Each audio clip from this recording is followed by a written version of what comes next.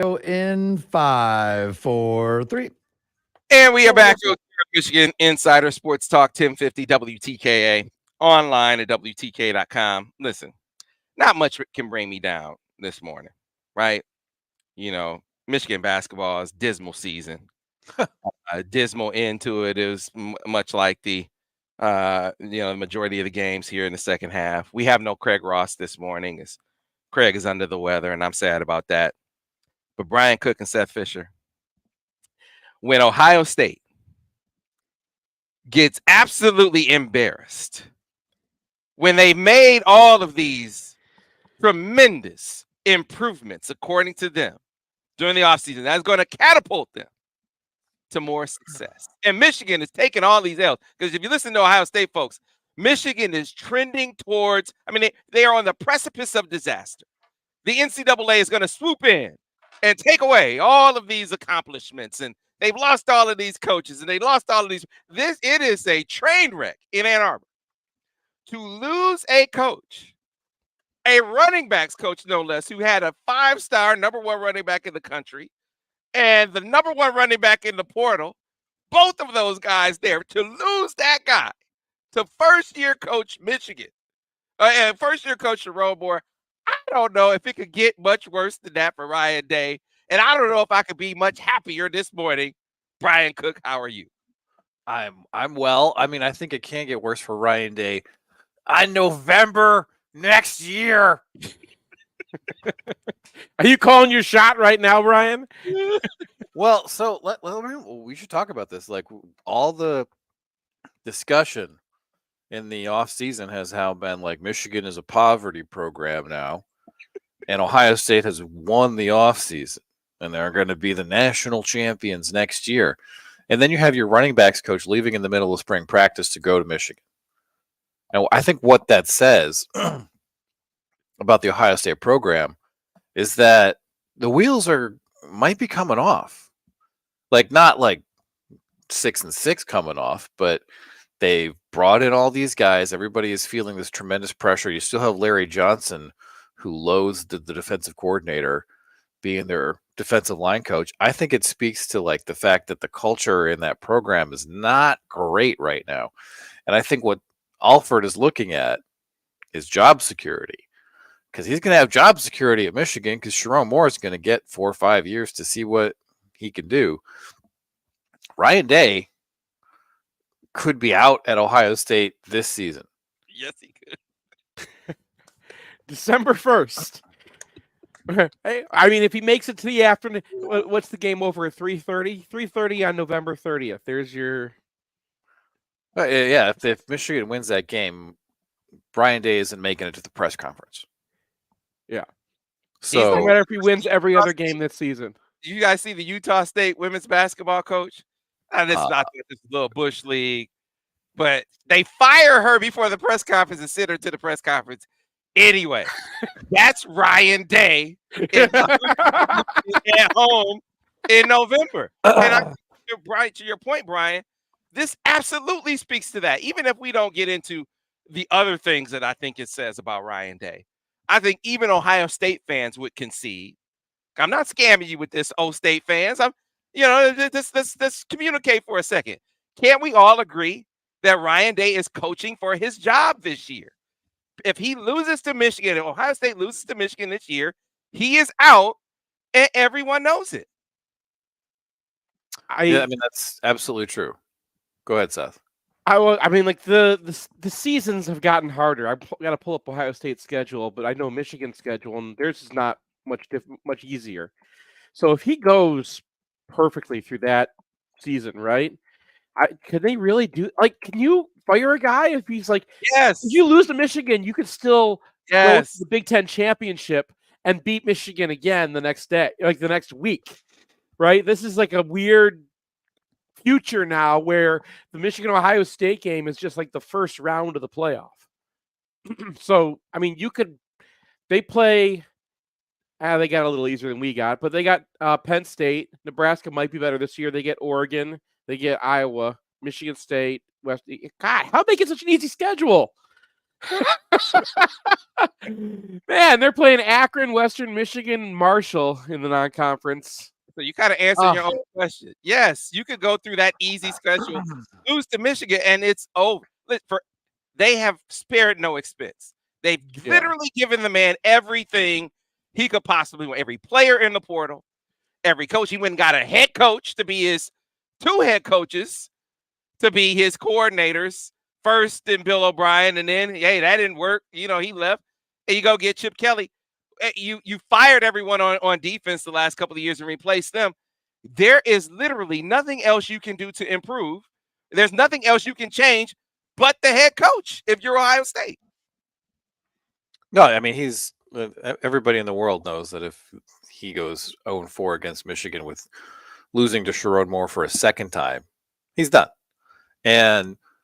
But you would think that a guy who's got Travion Henderson and the Judkins kid from Ole Miss as his running back room would be like, well, I can find a job after this, like these guys are going to go off and then they're going to go to the NFL draft. And people are like, oh yeah, this guy is definitely hireable. But he decided to pull the ripcord before all that happened. And I think that maybe he's frustrated at the fact that what he sees Ohio State doing is a Ryan Day problem. So for the last 2 years, Michigan has exploited the fact that their short yardage rushing game is awful. They were something like 104th in EPA per rush until they ditched their boundary zone stretch this year. So for the duration of Ryan Day's career, it feels like that the Ohio State running game has been an arrow straight down. I don't think that's an Alford problem, right? That's a Ryan Day problem. That's why he's running jet sweeps on 3rd and 2 against Notre Dame. That's why he's getting into the end zone against Notre Dame with the 240-pound back because Notre Dame only has 10 guys on the field. It feels like he's looking at Sherrod Moore, what he's done with the offensive line, what Michigan has done with their run game, and he's like, this is where I need to be. I don't need to be with this Bill Walsh wannabe who's running a West Coast offense and expecting to win in November in the Big Ten. So it does feel like this is a business decision for him. And when is the last time someone making a business decision was like, I'm going to go with Michigan? It's been a minute. And I'm sure that the connections between Sherrod Moore and Alford help too, because these guys know each other. But I think that speaks very highly of Sherrod as well. Like, he was able to get guys who shouldn't be gettable. Or in the case of Adegoke, the Texans defensive backs coach, that shouldn't even been a conversation, right? Like, he should have called that guy and he would be like, no thanks, portal, I'm out. But he was on the verge of taking this job when the Texans were, like, we need to retain this guy. And, I just think that speaks to who he is, how he's going to recruit, like just kind of what kind of a person is that people want to come work for him. Mm-hmm. Now, people came to work for Jim Harbaugh, but I think they knew going in that this was going to be a trial. And it's to Jim Harbaugh's credit that he was so good at other aspects of the job that the interpersonal stuff that he was not that good at didn't actually, bring him down. I think Sherrod Moore probably isn't as good at Jim Harbaugh as various things because Jim Harbaugh is, one of one.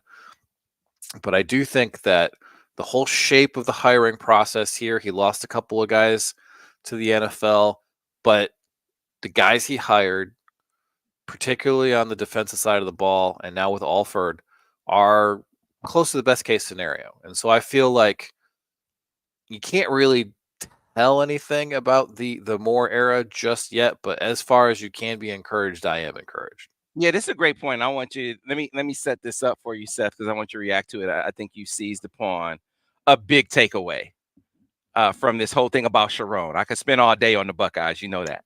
But the way that he has navigated the hiring, the twists and turns of the hiring process. If there was a concern about 38 years old, like we had seen him handle the adversity of being thrust from being a tight ends coach to an O-line coach with no experience, O-line coach to offensive coordinator, handled that well, offensive coordinator to head coach in 4 games, but most notably in the last 3 games last year. No problem, right? If there was a place where 38 years old was going to show up, it was going to be in the hiring process. How do you, I mean, you can't have an extensive list of coaching contacts. How do you handle if, candidate A is off the board, or guys you thought you were going to retain were going to leave, and every single curveball that has come his way, he is adjusted to? You mentioned Adegoke. He had Steve. Steve had agreed to take the job, as Texans reporters have reported. Now, the reason that blew up is because I think his agent leaked it. Like, he had agreed to take the job, and then we saw Matt Zenitz, who does I don't know, Zenitz is in tight with these agents, man. I think he does a terrific job of getting these scoops. And Zenitz reports it before Steve Adegoke has even told D'Amico Ryans that he's leaving for Michigan. So he gets to the office. I think I talked about this on the roundtable. And D'Amico's like, hey, man, what is this? All the coaches come to like, what is this? And so they make a play to keep him. Sharon is ready to pivot right away and go get Lamar Morgan. But you use that entire experience to guard this Tony Alford thing. You guard it like it's a national secret. Like nobody was getting wind of this one to blow this one up, because you can see how this, if this had gotten out early, Seth, this would be one that absolutely could have been blown up. Ohio State gets wind of it, man. There's no way he makes it to spring ball, but because he was able to guard it like he did, he's able to get his man, and he was able to not just get the signs, Seth. He was able to get the playbook from Ohio. So Ohio State probably finally has a complaint. I think they really do, because the way the people got so mad when Hilo went to Alabama, and they're like, oh God, he's going to give him everything because he knows these guys so well. I'm like, if you weren't coaching that season, you were not there for the season plan. You were not there for like, what are we going to work on this year? What are we going to install, right? And sometimes it doesn't end up happening anyway. Michigan this last year wanted to install zone, and that was part of the plan going into spring. And then all of us, obviously it doesn't work out. But a lot more. You know what they're thinking. You know what their plan is going in. And you get 2 practices into spring ball. It's not like you know everything. But Alford knows that program, right? Like backwards and forwards. And he knows what they wanted to do this year. What they were looking at when they got the players that they got. That is an advantage that he can absolutely share with his new employers. Now, by the time Michigan and Ohio State play each other, it's not going to matter, because you get a whole season of film. Everyone adjusts. Everyone changes. You have injuries. You figure out who you are in the games. So it's not going to matter in the game. It's not going to matter when Michigan plays Ohio State. But it is going to help them along the way. They're going to, they're going to have Ohio State scouted better. I want to get back to more, though, because, 38 years old, I think, is 2 years older than that. And you're like, okay, he's coaching it. That's normal. And I was just talking about Fritz Chrysler to Dooley's class, and he was 38 when we hired him, and everyone's like, that guy's old. So, what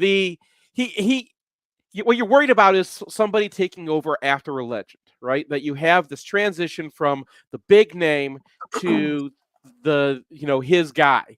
And how much was the success of the program, the new guy versus the old guy, right? What are you losing?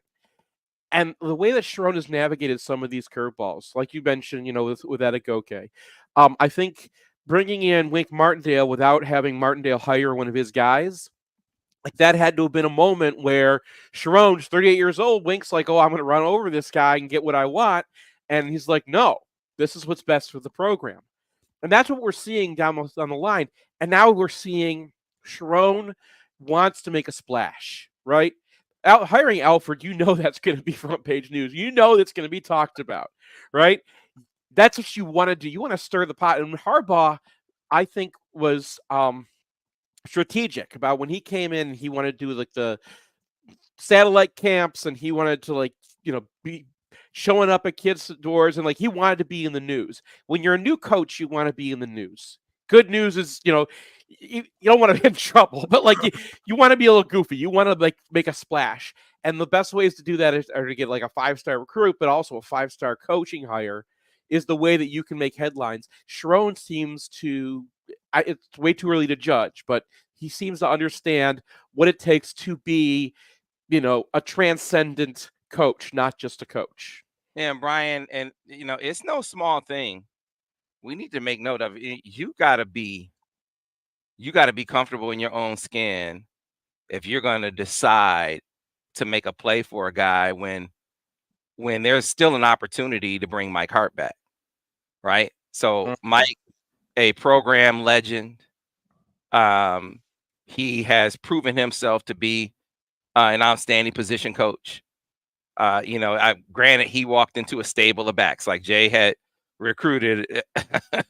Jay had recruited his tail off, and so John Junkins didn't want to come here because it was too crowded. Right. So Mike got a loaded room, but he coached that loaded room well. You look at the development of Khalil Mullings, for example, and so he was very adept at identifying under the radar guys. There are a lot of redeeming qualities for Mike Hart that it'd be very easy, especially if you're trying to maintain program continuity in the program, to say, hey, you know what, I'm not going to use the opportunity that presented himself while he kind of looks around and weighs his options. Instead, I'm going to be open to the possibility that, I got Tony Alford possibly want to come. I'm going to explore that. That's not a small decision on Sherrone Moore's part. No, it's not. And I mean, it's striking because we had this real long delay before the defensive assistants were announced, because they had to ask everybody, about their vacuum experience and all that stuff.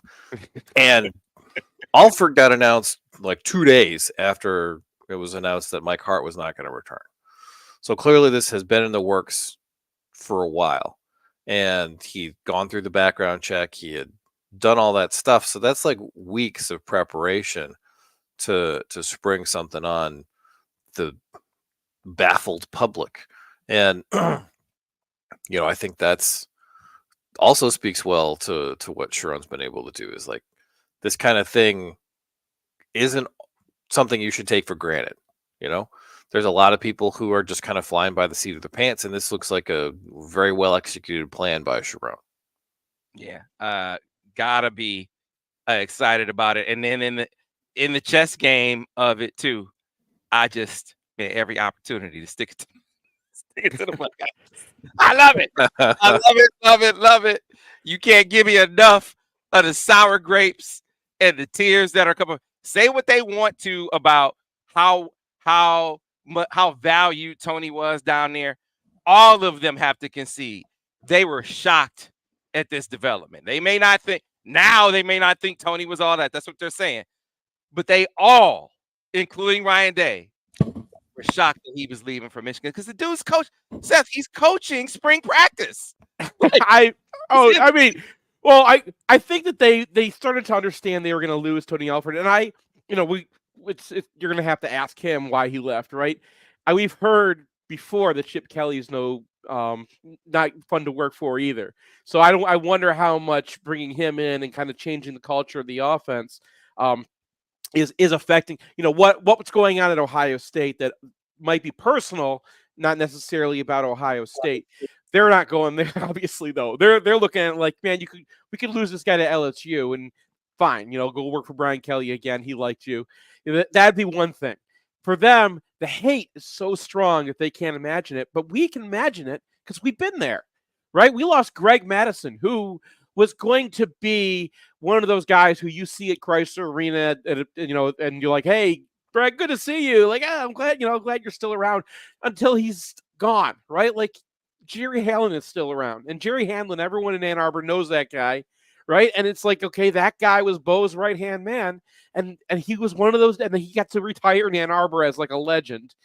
And Madison he gave that up to go to Ohio State and be defensive coordinator again. Didn't work out for him, but it was that was a choice, right?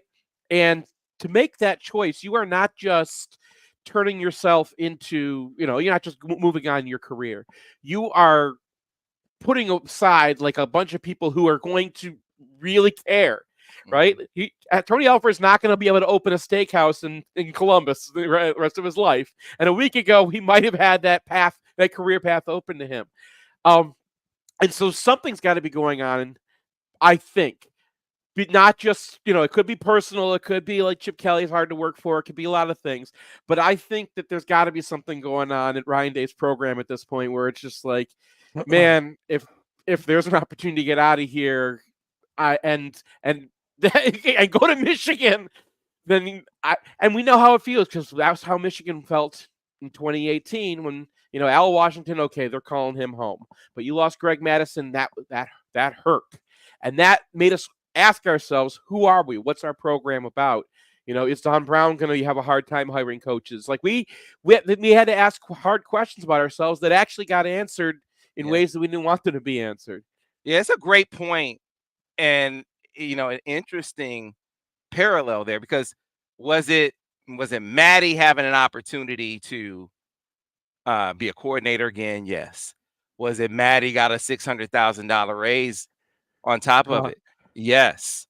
Was it that Don was basically Buddy Ryan? Yes. Yeah.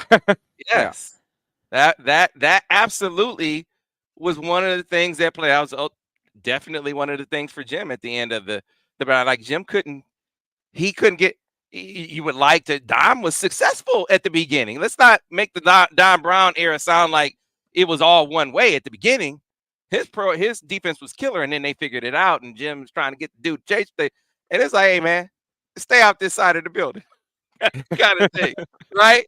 So It kind of the departure did help expose some things, and I do think I agree with you, Seth, that this exposes some things for Ohio State too, if they really want to look. But that there are other stories that happen. One that we would be talking a lot more about, and I want to spend a little bit of time with you, Brian, highlighting. Is the return of Quinton Johnson. This is no small victory for the depth in the secondary. Depth that we all, acknowledged was depleted with the departure of Keon Sabble. Now you get it right back with the return of Quinton Johnson. Yeah, and it's going to be interesting for the nickel spot because it does free up one of those three safeties to try their hand there. And I think we all know that losing Mike Sainristil is going to be a problem beyond whatever his on-field I'd made this play contributions were.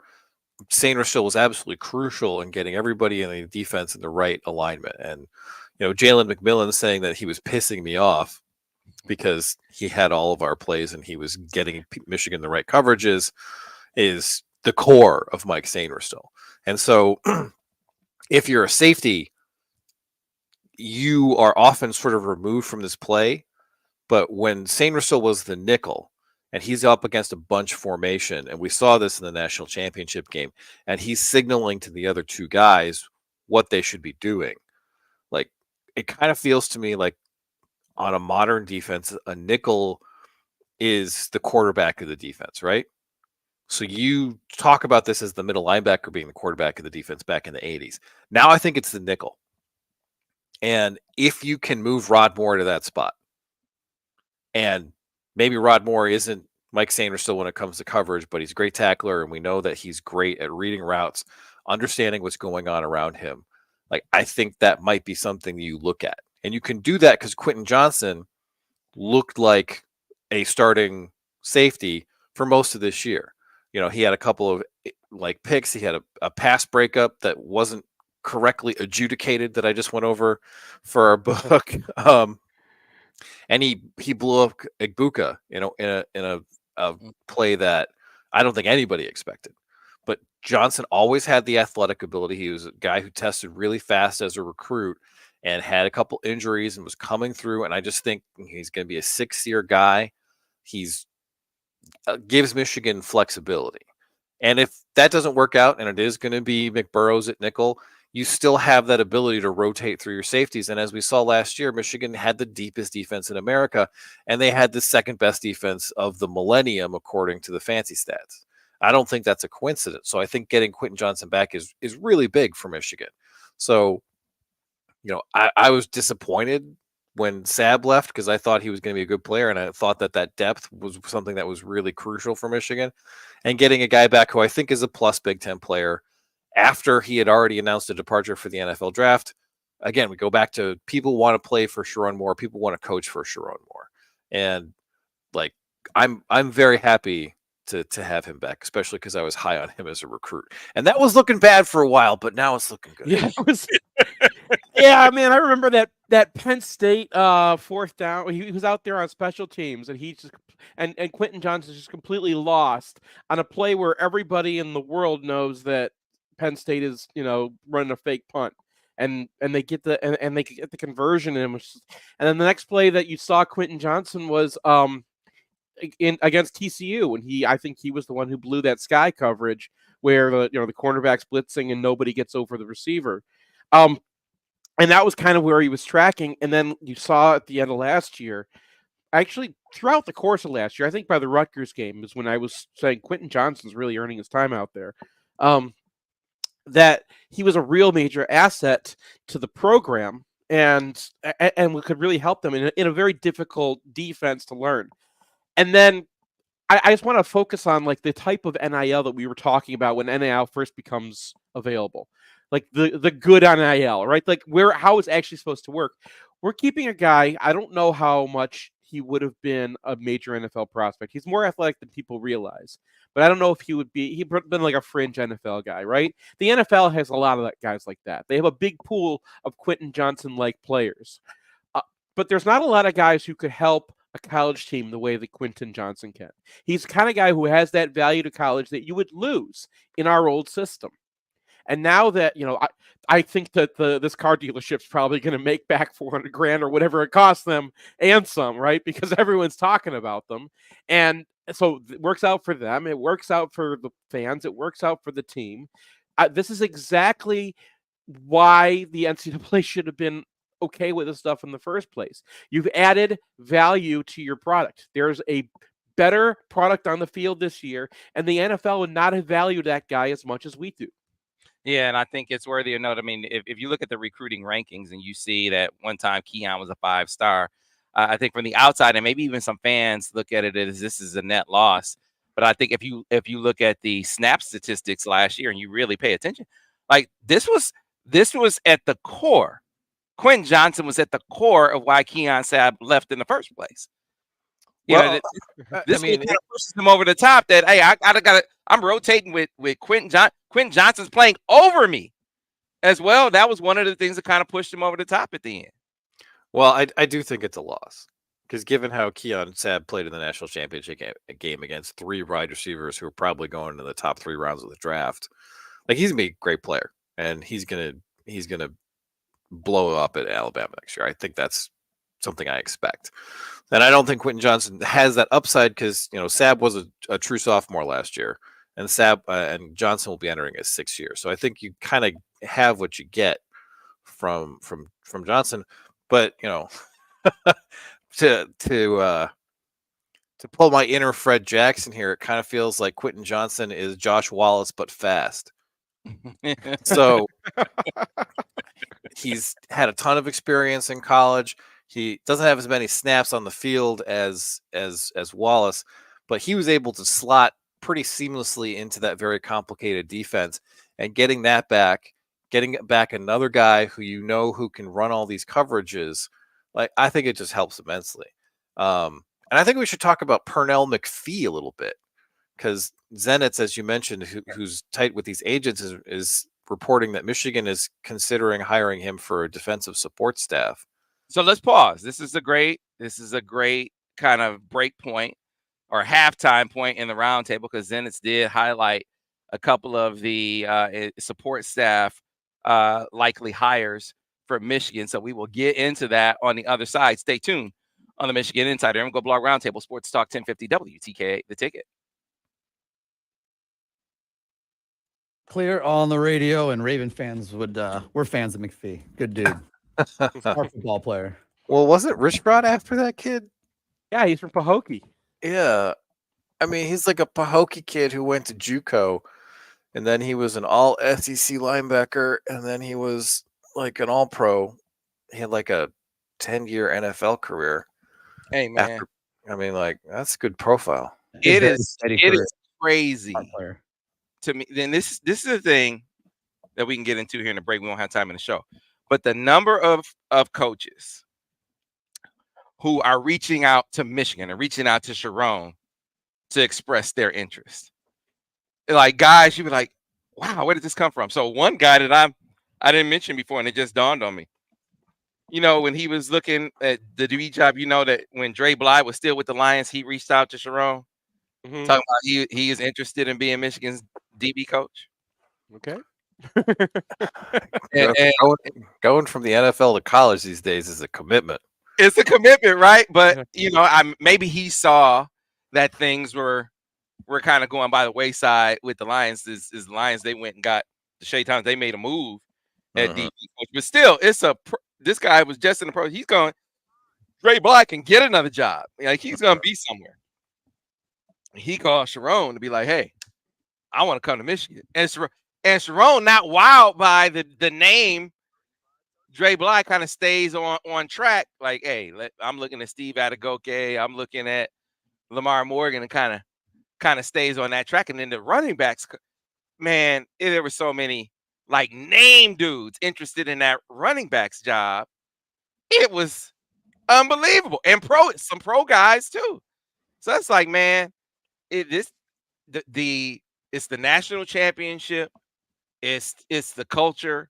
But the point that you made that I think is worthy of hammering home again, Brian, like people want to rock with Sharon. Yeah. That is really coming screaming through right now. Yes, sir. Yeah. I mean the chance to coach this roster is going to matter too, right? You're going to get the running back coach at Michigan. You're going to have for the rest of your career, your bio page is going to mention Donovan Edwards. It's going to mention Khalil Mullings. It's I going think to that's more of a Wink thing. I Like mean, Wink could yeah. run it, could walk into this defense, do nothing but drink coffee for 6 months. He's gonna get back to the league, right? Like, Yeah. It's I like, don't think that's what he's gonna do. But I like, coached Mason Graham. it's like you look at this personnel, and you're like, jeez, Right? Yeah. tough to screw this up. Yeah. Hey man, I heard he walked in and was looking at some of the I may have mentioned this, looked at the coverage concepts on the back end, and he's like, man, you guys are doing stuff I wasn't even doing with the Giants. Like this is It's true. Back on radio in about 30 seconds, guys. I mean, that's the Mikey factor, right? Like the main concern I have with Michigan going into next year is that Mike Sainristil is a genius. Mm-hmm. And that he's just simply unreplaceable. I don't think that's going to make their defense bad by any stretch of the imagination. But like, if there's one thing that could go wrong, it's just that, like, you know, Mikey was the guy holding everything together. Yeah, I you don't made think a great point when you said the nickel is like the middle linebacker, and I think that's a great point because I think Will has that same kind of IQ, but he's on the corner. Right, Stand and by, guys. sometimes he's We're going to back on be radio. isolated against 3 versus 1, right? So he's not active every time like that. Back on radio in 5, 4, 3. And we are back, folks, here on the Michigan Insider Sports Talk 1050 WTKA, online at WTK.com. Sam Webb, Mr. Ira Weintraub on the other side. Before we jump back into the MGoBlog Roundtable, I want to tell those of you who are do-it-yourselfers, who have those projects around your home, your one-stop shop is Chelsea Lumber. While it's true that it's one of Michigan's oldest and largest lumber yards, been serving customers in this community for over 100 years. In that time, they become so much more than that. At Chelsea Lumber, you'll find great products, sold by great people at great prices. They offer great service. Chelsea Lumber is where the home begins, with 3 locations to serve you in Chelsea, Saline, and Bridgewater. You can find them online at chelsealumber.com. You find all your home construction materials, your lumber, your roofing, your cabinetry, your countertops, your roofing, decks, doors, windows, paint, everything in between. Of course, when we had to get our kitchen and bathroom remodeled, that's where we went. Chelsea Lumber, great design team on staff there, came up with an awesome design for our kitchen and bath. And when we needed a contractor to bring those designs to life, they even helped us find a contractor. That is the Chelsea Lumber difference. Again, 3 locations to serve you in Chelsea, Saline, and Bridgewater. Find them online at chelsealumber.com. Chelsea Lumber, where the home begins. Back with the MGoBlog Roundtable. So, Brian, you were mentioning before we went to the break, Matt Zenitz, who does a great job of breaking a lot of this coaching news in tight with these agents, as you mentioned, Brian. He came through with another couple of guys that Michigan is targeting on the support staff side of things, and you mentioned one in particular, Pernell McPhee, before we went to the break. Yeah, I mean, so this is a kid from Pahokee. He's not a kid; he's 35, but I remember him as a recruit, so he's always a kid to me. But he's from Pahokee. He went the junior college route before getting to Mississippi State, all SEC for a couple years. Had like a 10-year NFL career, about half of which was spent with the Ravens after being a 5th-round pick, and just a similar profile to the kind of guys Michigan has already been hiring. Like, they are young and they have come from different backgrounds. Like, I love the JUCO to like NFL linebacker path, because it just kind of feels like this is a guy who's going to be able to relate to a lot of guys. A guy who may not have been great at learning school stuff, but obviously has a mind for the NFL, and a mind for football. So I feel like, just another example of guys who, I mean, this guy could probably work for the Ravens as a support staff guy. I'm sure of it. But he's interested in working for Michigan as an analyst, and maybe he's looking at Wink and he's like, well, when Wink goes back to the league, I'll pop up to a position coach job, and that feels pretty good to me. Pretty much everything that Sharon has been doing is like, we're going to be young, we're going to be smart, we're going to be getting after it. And with the exception of Wink, like, every one of these guys is going to be in like the hustle phase of their careers, where it's like, I have an opportunity here, and if I maximize this opportunity, I can be a coordinator, I can be a head coach somewhere. And McPhee, I think, is just another example of that. Yeah. I mean, it's not the first time we mentioned McPhee on the blog, because when I was talking about Mike McDonald as a hire, I got into like how the Ravens were moneyballing their roster, the defensive roster. Now they realized where they could spend in some places that the NFL was overpricing, and then like where they came out having to short was the linebackers. And what they decided is if they went and got smart linebackers, because their linebackers very hard in their system. Junior Colson was a great player, and he came out like, just barely positive his senior year in our charting, because it's just so difficult. There's so many things you can screw up at linebacker, and that's what they did, is they found just smart guys. And you look at where those guys are today, one of them's the defensive coordinator of the Ravens, and McPhee's another one of those guys where like they asked around who's really smart. Or in McPhee's case, I think he played for the Ravens before and they went and got him back. But they asked who's really intelligent. And that's and that's how they moneyballed that position, because they were spending all their money on the defensive backfield at the time. And to see these guys kind of coming back around again and to be part of that train, right? Like the Ravens are getting some of these guys themselves, but Michigan is part of that train and part of that culture still, which is a good sign. It's like, Sharon is not losing that Ravens connection, which was based off of his former boss's brother is the head coach there. And now it's like, okay, well, now he's one of the dudes, and he's going to, and we're going to benefit from that as well. So it's another sign that we haven't lost everything that we had from Jim Harbaugh when we lost Jim Harbaugh.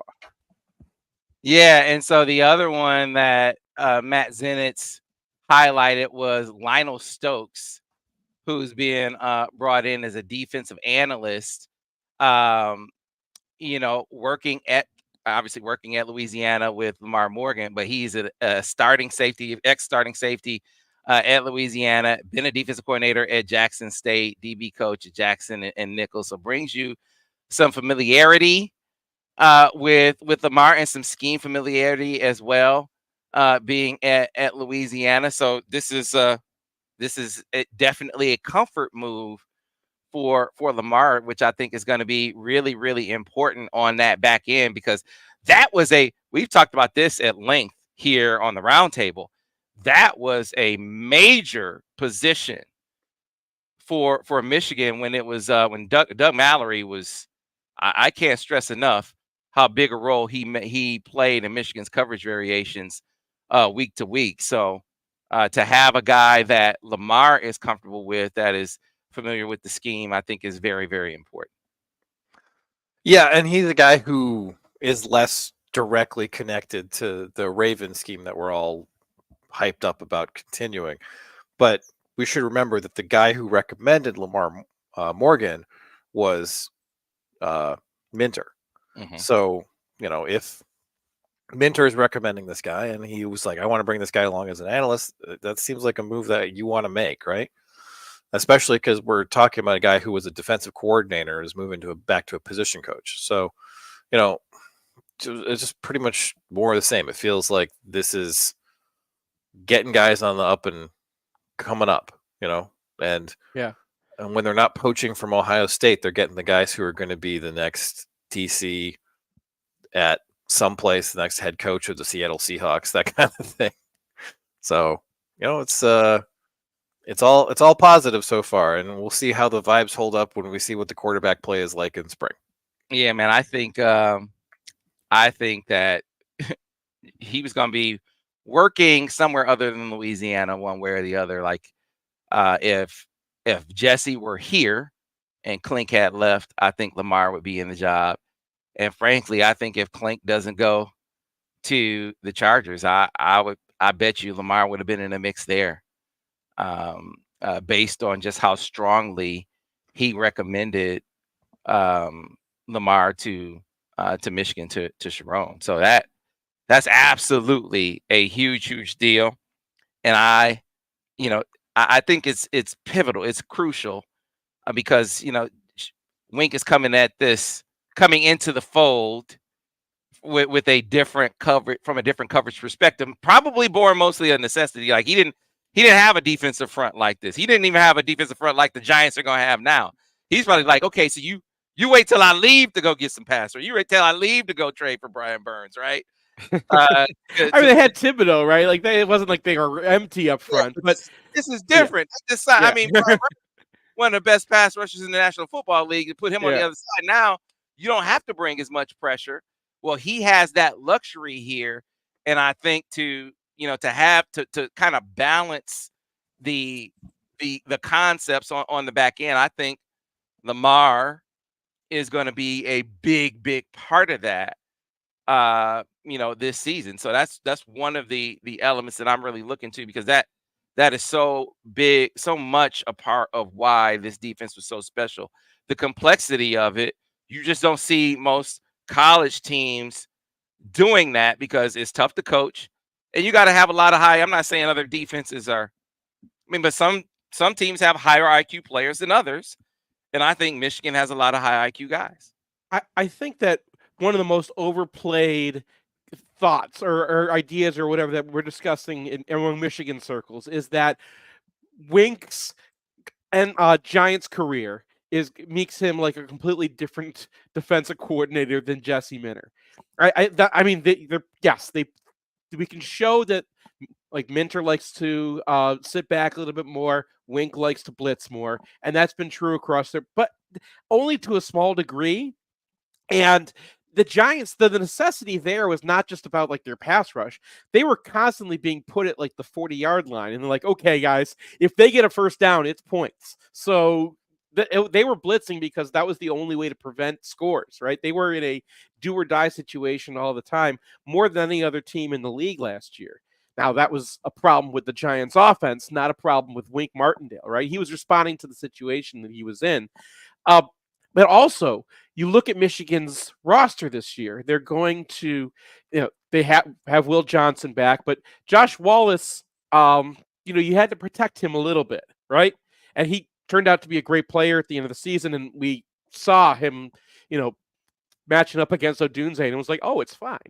But he was a guy that schematically you wanted to protect more, and they didn't really have a bunch of cornerbacks that they could be like, okay, you go out and do that.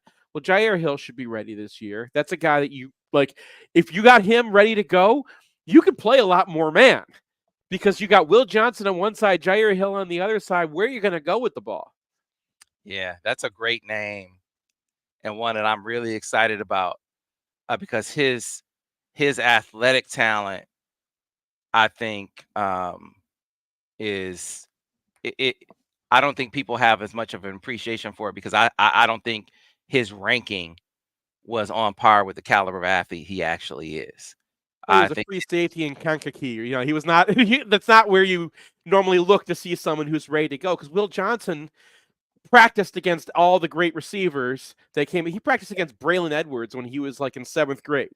Like he knew how to, and he had a lot of experience going against players because he came out of that system, right? He was going through the whole 7-on-7 program. His dad ran the 7-on-7 program for Detroit. That it was very different for Jair Hill coming into this system and having to learn everything that he had to learn. I was not surprised, even with the injury, I know, but like I was not surprised that you didn't see him. And I was saying that last year when he came in as a freshman. I wrote about, I'm like, this guy is going to blow up in a year or two, but give it time. It's not going to happen right away because it's hard. But if you do more, man, it's not as hard. It's not as many checks, right? If you want to just go out there and play a little bit of man against some of the defenses or some of the offenses we're going to play this year, you can do that and get away with it. Whereas last year they tried that against Bowling Green and they got burned a few times. Mm-hmm. Yeah, man. You look at it this way though. DJ Waller comes in, and I think that the difference is, DJ was really able to, the complexities of the defense. He absorbed those a lot quicker, and then led to him seeing the field sooner. And DJ, if you had to slot it right now, you would say DJ would be the starter opposite Will. But I think this is a big spring and of course fall for Jair, because just pure athleticism, I think Jair is a cut above as far as that's concerned. Can he bridge the gap that was so obviously there from being able to knowing the defense standpoint?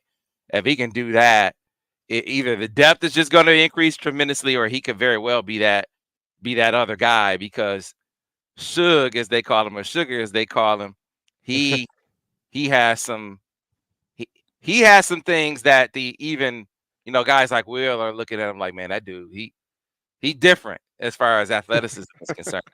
Can he put it all together and marry the mental with the physical? That's what one of the things I'm gonna be looking for this spring.